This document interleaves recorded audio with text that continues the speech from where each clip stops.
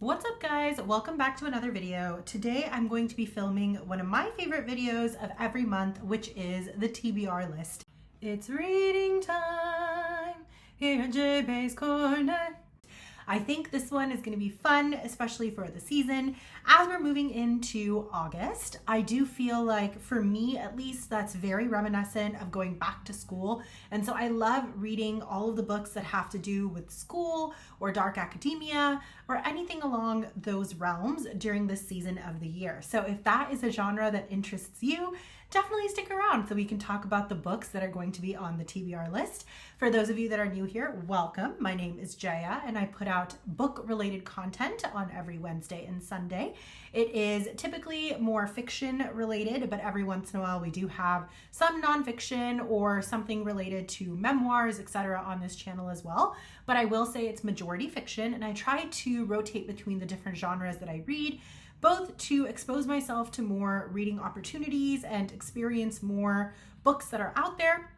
I'm a firm believer that when it comes to books, the joy in it is that you get to explore new worlds, new facets of thinking, new imaginary worlds. I'm sorry, English is hard for me today. Or it can also be in relation to all of the unique experiences that people go through in various aspects of life, whether it be in the science realm or it be in the humanities realm, whether it's in a studious environment, whether it's someone who comes from upper echelons of society and high amounts of wealth, or whether it's someone who's coming from poverty. There's so many different walks of life, and I feel like everyone in their life journey experiences different points in their life where things are changing. And I think the best way to relate to that and remain current is to experience different genres of books, because it forces you to think in different perspectives. And I feel like that's so important because it genuinely leads to a feeling of empathy and sympathy towards different people in different walks of life, and also allows us to relate as human beings. I also think it's very fascinating that specifically in the world of reading, just because one person loves a book doesn't mean necessarily that someone else will. And that's the beauty of reading, is it creates conversation. So that's basically what the vibes of this channel is. If you love books and you love everything fiction, then you're definitely in the right place.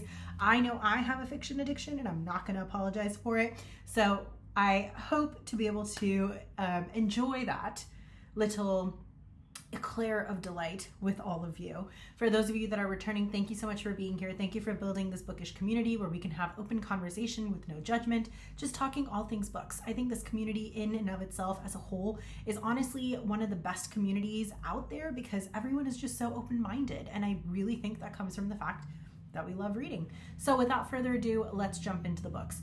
Now, I will say the majority of these books do take place in a school setting. Most of them I feel like fit more into the dark academia realm. Some of them do have hints of fantasy or magic systems, and other are just day-to-day young adult or adult novels specific to growth as we're going through schooling. So on that note, let's start with our first book. The first book that I'll be talking about is the book Chemistry. This is a novel by Weiki Wang. This was also the winner of the PEN/Hemingway Award. And I picked this book up because, fun fact, my husband is actually a PhD in organic chemistry, which is the one subject that when I went through it in medical school, hated it in my STEM journey. So I just thought this is just so poetic because it's a little bit of him in a book. And he was saying that based on the back of this book, he could really relate to the concept. So I was like, I have to check it out. I'm going to tell you real quick that I'm going to be reading the backs of these books for you, just so that we are all on the same page as to what the novels are about. Some of them I am trying to go into blind though, and I will give you a heads up about those books when we get there. So at first glance, the quirky, overworked narrator of Weiki Wang's, I might be saying that completely wrong, in which case I do apologize, debut novel seems to be on the cusp of a perfect life. She is studying for a prestigious PhD in chemistry that will make her Chinese parents proud, or at least satisfied. And her successful, supportive boyfriend has just proposed to her. But instead of feeling hopeful, she's racked with ambivalence. The long, demanding hours at the lab have created an exquisite pressure cooker, and she doesn't know how to answer the marriage question. When it all becomes too much and her life plan veers off course, she finds herself on a new path of discoveries about everything she thought she knew. Smart, moving, and always funny, this unique coming-of-age story is certain to evoke a winning reaction. And I do like a lot of these books that really explore who we are as people, where do we identify, where do our loyalties lie, what are our value systems. I think those books are always so fundamentally interesting to read because you get to see so many different aspects of the human mind and the human behavior. So I'm very, very excited to read this one.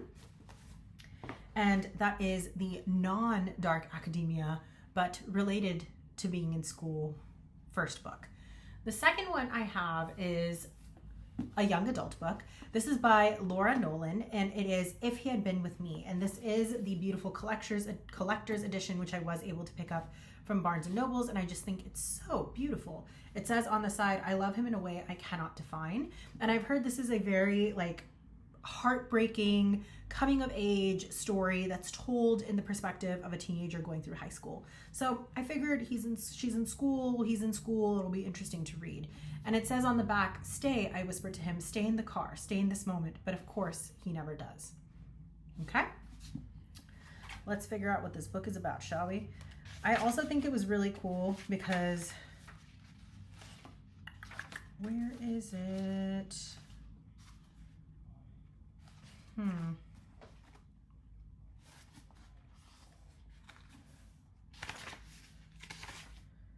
You know what? Actually, I have no synopsis for this book. It's not in the physical book, so I don't know what actually happens. But there are some major trigger warnings here. But it says here on the author's note, who are you, reader? Are you a fan from 2013 who read the original publication of If He Had Been With Me, with the cover of a girl enigmatically kneeling over a puddle? Or did you join the second wave of readers who met Autumn and Finney in the edition with the broken lollipop cover? Or have you just picked up this hardcover book off the shelf, not knowing the long journey this story took to come into this edition? Regardless, I'm grateful that you've chosen my book. Thank you for reading. Thank you for caring. You only have one life to live, and I'm honored that you've chosen to spend some of it with my novel. Autumn says at one point, what I want is to be a published author, to have a few readers, to be able to hope that somewhere out there someone loved my book. That used to be me, and now have everything I ever wanted because of you. Which I think is just so sweet. That is so cute. It does have content warnings. This book includes depression, death, suicide, and pregnancy. So I guess we will see where this novel will take us. But I have heard it's very tragic. I have heard it's a coming of age story. I have heard that we have to deal with, again, suicide and death in this book. But I've heard it's a beautiful, beautiful rendition of a story. So I am curious to see where that will take me. And I think it's just going to potentially bog down the mood. So I needed something light to pick me up after that. So I have here Schooled by Anisha Lakhani. This is one of my favorite books of all time. I love this book. Now, this book doesn't technically take place in a school in the classic term of the word, but it is about a young woman who comes out as a hopeful out of college, and she has Ivy level education, and she just wants to educate young minds, and she ends up at a private school where she's hoping to impart her education to all these children in a way that encourages them and inspires them to be their best versions while also enjoying what they're learning.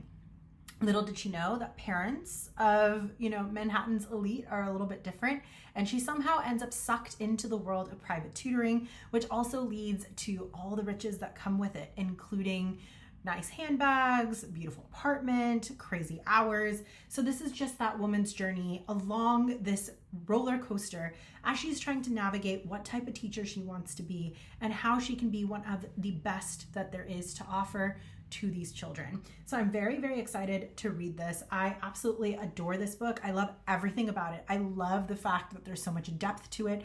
I love the character analysis. I also love the way that she gets caught up in the luxury world and the luxury space. I love a good luxury item, don't get me wrong, but I also think there has to be a balance, and it's just so fascinating. And I myself, as a professional, as an adult, growing up, especially in the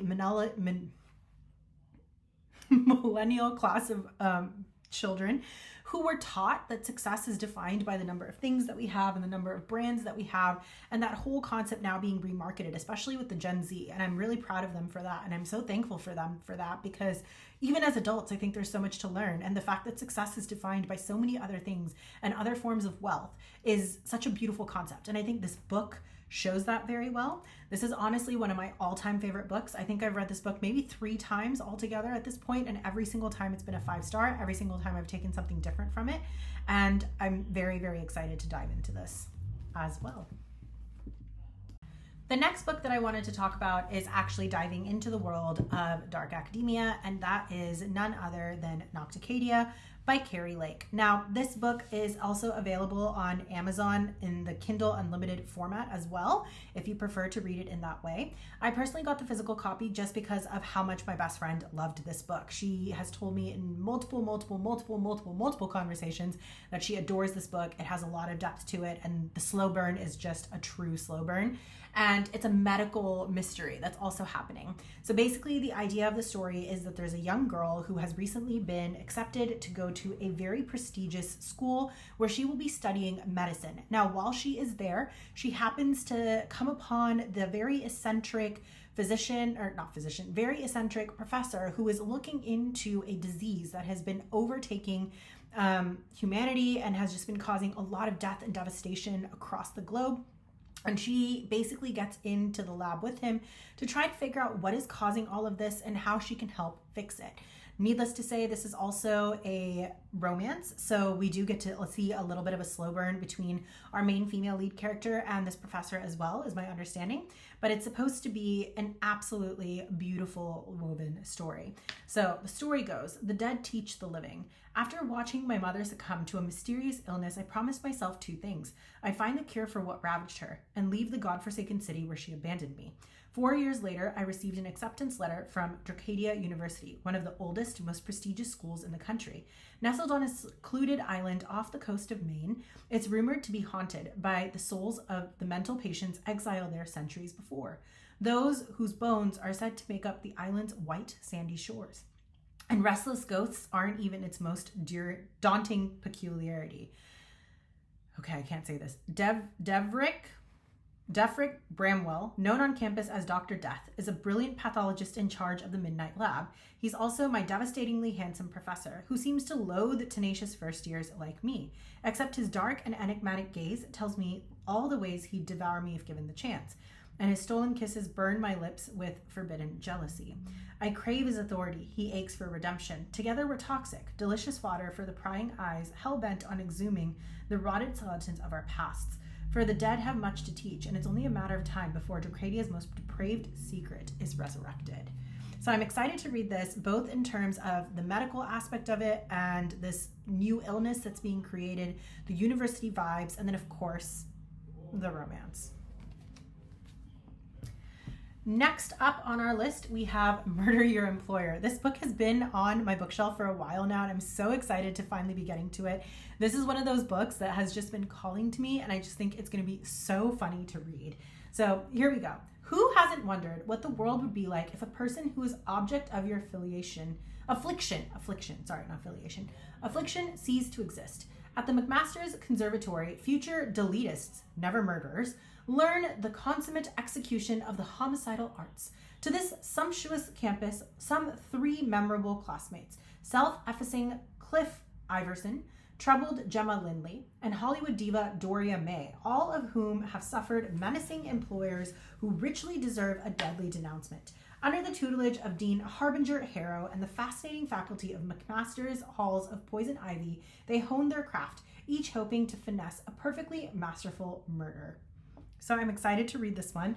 I just think it's going to be so funny, and I think it's going to be very entertaining to see how these 3 characters interact with one another, and I can't wait to read the professor in this book as well. So very, very, very excited for this one. Next up, we have Their Vicious Games. This is a young adult novel as well, set in an academic setting. So it says here, you must work twice as hard to get half as much. Adina Walker has known this the entire time she's been on scholarship at the prestigious Edgewater Academy, a school for the uber-rich and mostly white New England upper class. It's why she works so hard to be perfect, above reproach, no matter what she has to force under the surface. Even one slip can cost her everything. And it does. One fight, one moment of lost control leaves Adina blacklisted from her top choice Ivy League college and any other. Her only chance is to regain the future she sacrificed everything for is the finish, a high-stakes contest sponsored by Edgewater's founding family in which 12 young, ambitious women with exceptional promise are selected to compete in 3 mysterious events: the Ride, the Raid, and the Royale. The winner will be granted entry into the fold of the Remington family, whose wealth and power can open any door. But when she arrives at the finish, Adina gets the feeling that something isn't quite right with both the Remingtons and her competition, and soon it becomes clear that this larger-than-life prize can only come at an even greater cost, because the finish's stakes aren't just make or break, they're life and death. Adina knows the deck is stacked against her. It always has been, but maybe the only way to survive their vicious games is for her to change the rules. So I'm very curious to see where this one will take me as well. I love a good competition book. I do feel like sometimes I've read too many trials type books, but I do think that I'm excited to read this one, especially because I know there's only 3 trials, not like 12 or 15 or something like that. And I do think it'll be entertaining as a whole to read. And I'm very curious to see how this girl deals with all the craziness around her, mainly because she's already written as a very strong character. And I love a good, strong female character. So I'm excited to see where this one will take us. Next up, this one has very little said on the back of the book, but I've heard that it's absolutely amazing. In fact, when I went to my Barnes & Nobles to pick up a book, the lady who was helping me there at the store recommended this book herself. She said she read it and she absolutely loved it. And she also happens to like a lot of the dark academia books that I have read in the past. So because I know we have similar tastes, I'm excited to see where this one will take me. It's called Magic for Liars, and it's by Sarah Gailey. And it also has a little commentary from V.E. Schwab, and I've recently discovered that I really like V.E. Schwab, so I'm excited for that. Ivy Gamble was born without magic and never wanted it. Ivy Gamble has an almost sustainable career as a private investigator, an empty apartment, and a slight drinking problem. Ivy Gamble doesn't in any way wish she was like Tabitha, her estranged, magically gifted twin sister. Ivy Gamble is a liar. So I'm very curious to see where this one will take me. V.E. Schwab says sharp, elegant, and compulsively readable, which I think is such a high level of praise, especially from an author like her. So I'm very curious to see where this is going to take me. And I'm very excited to see what magic systems are in play, because if Vicious and Vengeful were as good as they were, I'm very excited for a book that may potentially have similar vibes. Although I don't think it's superhuman or super villains or anything like that, but I'm just saying, like, the magics, maybe we'll see a little bit of commonality. I don't know. I'm going in pretty blind because all I have is the back of this book and a recommendation from a Barnes & Noble sales associate. So moving on, the next book on the list is A Botanist's Guides to Parties and Poisons. This is the first book in a series. I have not picked up any of the other books in this series. I may if I love this one, so we'll see. This is written by Kate Gaveri and Kaveri.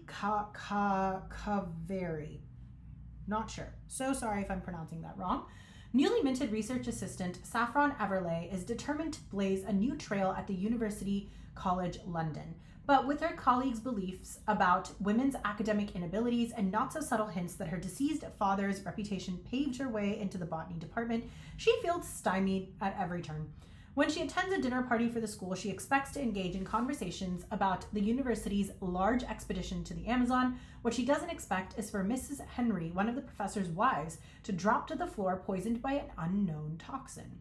Dr. Maxwell, Saffron's mentor, is the main suspect, and evidence quickly mounts. Joined by fellow researcher and potential romantic interest Alexander Ashton, Saffron uses her knowledge of botany as she explores steamy greenhouses, dark gardens, and deadly poisons to clear Maxwell's name. Will she be able to uncover the truth, or will her investigation land her on the murderer's list in this entertaining examination of society's expectations? So again, strong female lead character having to prove herself and literally caught in the middle of a murder mystery game while she's trying to grow her knowledge in poisons in an academic, prestigious London university. Need I say more? All right, guys. Then we have The Murder Game. This is also a young adult book, and this is written by Carrie Doyle. Luke Chase never wanted to get caught up in a murder. When his roommate, Oscar, convinces Luke to break the rules and sneak out of their boarding school dorm one night, it sounds like fun. They'll meet up with a couple of girls in the forest, have a good time, and no one will ever know. But when the wife of one of their teachers is found dead in the woods the next morning, Luke realizes they're in deep trouble. Instead of admitting where they were, the group decides to solve the murder on their own. But with so many suspects, will they be able to catch the killer before the killer catches them? So again, this is a private school where there's a boys' school and then a girls' school nearby, but it's also a private school. And basically, they want to act like teenage boys and meet up with a couple of girls, and all of a sudden they deal with a dead body. So I think this one will be fun too. It's a little unclear as to whether or not this is like a finishing school and that's why they're at boarding school, or whether or not this is a college setting. So I'm unsure on that, but given that it's young adult, I'm assuming it's going to be in a like a high school, finishing school, boarding school type of vibes, but we'll definitely see where it takes us. The next books I have are actually two of a series. This is The Coven and the Curse by Harper L. Woods. The third book in this series, I believe, is also coming out soon, which I'm very excited about. I was also lucky to get the beautiful, beautiful special editions on these books, so I'm very, very excited to read it. But from my understanding, these books are also set in a dark academic world. So here we go. Revenge. Raised to be my father's weapon against the coven that took away his sister and his birthright, I would do anything to protect my younger brother from suffering the same fate. My duty forces me to the secret town of Crystal Hollow and the prestigious Hollows Grove University, where the best and the brightest of my kind learn to practice their magic, free from human judgment. There are no whispered words here, no condemnation for the blood that flows through my veins. The only animosity I face comes from the beautiful and infuriating headmaster, Alaric Grayson Thorne, a man who despises me just as much as I loathe him and everything he stands for. But that doesn't mean secrets don't threaten to tear the school in two. No one talks about the bloody massacre that forced it to close decades prior. Only the opportunity it can afford to those fortunate enough to attend. Because for the first time in 50 years, the coven will open its wards to the 13. 13 promising students destined to change the world if the ghosts of Hollows Grove's victims don't kill them first. So I'm curious to see where this book will take me. Based on the reviews I saw online, this is a sensation. A lot of people love this book, and it's just so small and cute and tiny. So I feel like we'll be able to power through these relatively quickly. The Cursed is the second book in the series, so I'm very, very excited to start these books. I may save these closer to the end, though, because from my understanding, the following month is when the third book in the series will be released. Alrighty, then we have two other books which are part of a series, and one of the books only released today, and it finally showed up at my doorstep. And that is none other than A Study in Drowning and A Theory of Dreaming.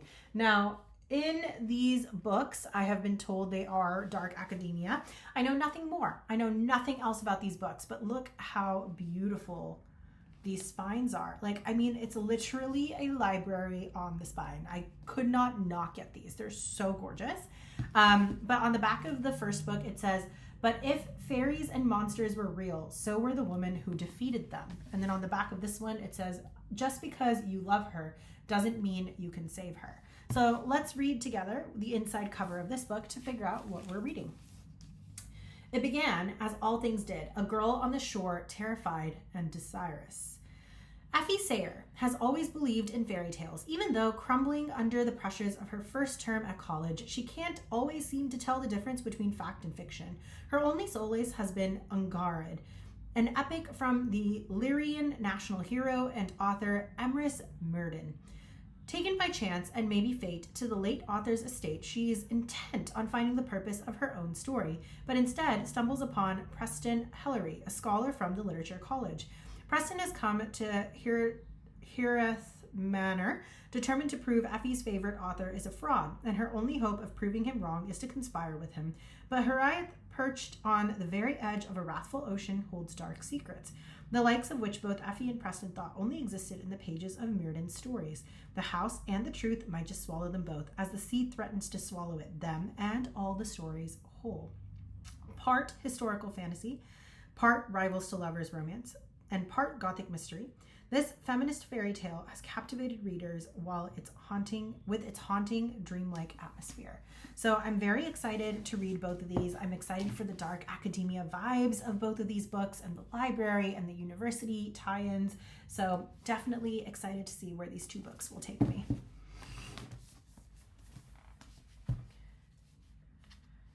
Ooh, my little stack over here is starting to jiggle, so just wanted to make sure we got through everything safely without any harm or injury. Next up, I have here Gothicana by Runix. Now, I have been told by my friend who also loves dark academia, who told me Nocticadia is a must-read, that I should be reading Gothicana first, because apparently Gothicana is not quite as good as Nocticadia, but still has similar vibes. So as far as this book, it basically takes place in a school asylum type of vibes is my understanding. So let's read the inside. An unusual girl, an enigmatic man, an ancient castle. What could go wrong? An outcast her entire life, Corvina Clem is left adrift after losing her mother. When she receives the admission letter from the mysterious University of Varenmore, she accepts it as a sign from the universe. The last thing she expects, though, is an old secluded castle on top of a mountain riddled with secrets, deceit, and death. An enigma his entire life, Vad Deverell likes being a closed book, but knowing exactly everything that happens in the university. A part-time professor working on his thesis, Vad has been around long enough to know the dangers the castle possesses, and he knows the moment his path crosses with Corvina, she's dangerous to everything that he is. They shouldn't have caught each other's eyes. They cannot be. But a chill-inducing century-old mystery forces them to collide. People have disappeared every 5 years over the past century. Corvina is getting clues to unraveling it all, and Vad needs to keep an eye on her. And so begins a tale of the mysterious, the morbid, the macabre, and a deep love that blossoms in the unlikeliest of places. So again, very excited to read Gothicana. It sounds quite fascinating. I feel like I'm really going to enjoy this one, actually. And just look at how beautiful this copy is. I believe I got this one from Fairy Loot. No, sorry, this is the Bookish Box Lux Edition copy, and I'm very excited to finally take the time to enjoy this book and to just gobble up all the deliciousness it has to offer. The next two books on my list are actually books that we will be reading with the book clubs that I'm in as well. So the first one is called PG&E, Paper and Glam Book Club. PNG, not PG&E. PG&E is electricity company. No, it's called P&G, Paper and Glam, and it's run by a wonderful woman named Lisa Marie Landreth, and she has a bunch of other wonderful ladies who are helping her with this community. But basically, she's like the OG book person for me. I used to watch her YouTube videos like when I was still in college, and I have followed her journey as she's built up this company from scratch. And now basically she has a wonderful community of readers that get together once a month on a Thursday evening in order to talk all things books. Now, these books are voted on a year in advance and released a year in advance, so people have opportunities to have the titles available to them, whether they're renting them from a library or picking it up from a store. And therefore, it's just easy access all around. This book that we're reading next month also fits in with the dark academia vibe, and it's by Jessica Ward. It's called St. Ambrose School for Girls. So here is the beautiful cover, and it is the Paper and Glam colors of pink and black. So super excited to read that. And one of my fellow sisters in the group who also loves to read was kind enough to gift this to me during our Christmas book exchange. So that was also very exciting. So let's talk about what this book is about. When Sarah Taylor arrives at the exclusive St. Ambrose schools, she is carrying more baggage than just what fits in her suitcase. She knows she's not like the other girls. If her shabby, all-black, non-designer clothes don't give that away, the bottle of lithium hidden in her desk drawer surely does.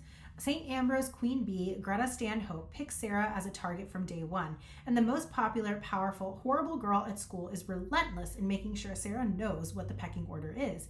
Thankfully, Sarah makes allies out of her roommates, Ellen Strotsberry, a cigarette-puffing, devil-may-care athlete who doesn't take crap from anybody, and Nick Hollis, her devastatingly handsome RA, who's the object of more than one St. Ambrose student's fantasies. With Strotz and Nick on her side, Sarah hopes she can make it through the semester, dealing not only with her bipolar diagnosis and new life at the school, but Greta's increasingly malicious pranks. Sarah is determined not to give Greta the satisfaction of breaking her. But scandal unfolds and someone ends up dead. Her world threatens to unravel in ways she never could have imagined. The St. Ambrose School for Girls is dangerous, delicious, twisty tale that will stay with you long after you turn the last page. So again, very excited for the vibes of this book. I just feel like it's so perfect. It's probably something I'll read closer to the end of the month because I also think it's going to be a great transition into like fall weather that'll be coming in September. Fingers crossed, hopefully. So very, very, very pumped to read this lovely beauty as well.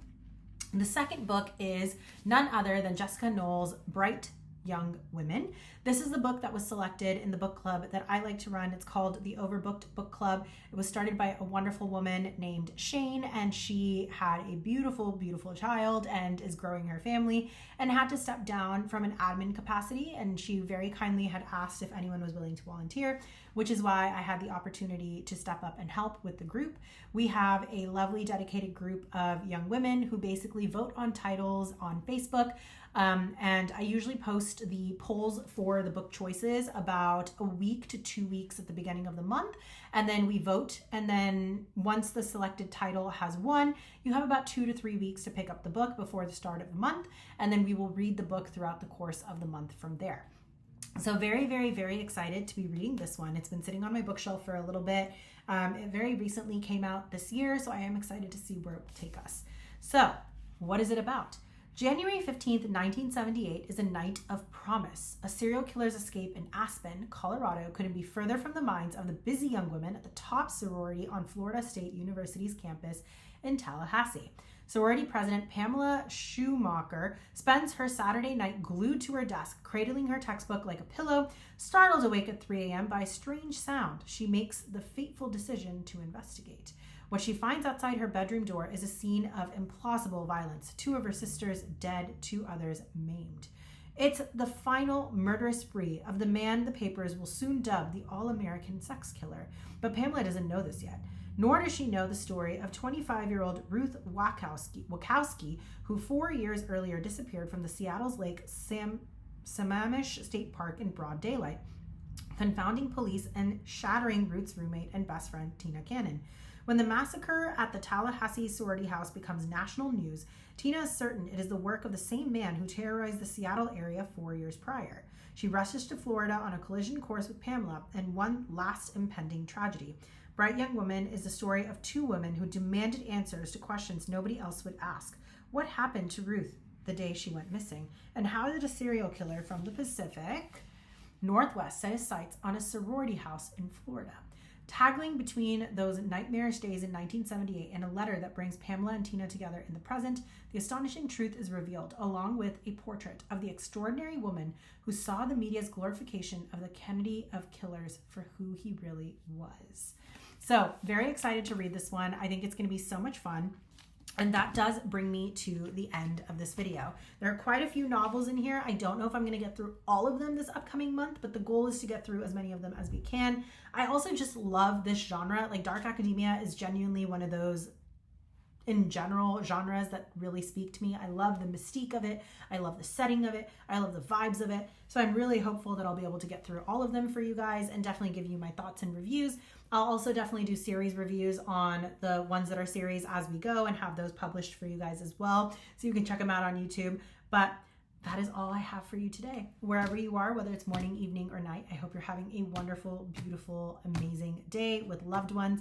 And for those of you that are new, thank you so much for being here. If this is up your interest, if this video was interesting to you and if this is up your alley, then definitely consider hitting that subscribe button and that notification bell. I put out videos again every Wednesday and Sunday. For those of you that are returning, thank you so much for being here. It means the world to me, and I love creating this bookish community with you guys, and I cannot wait to share even more bookish content coming up soon.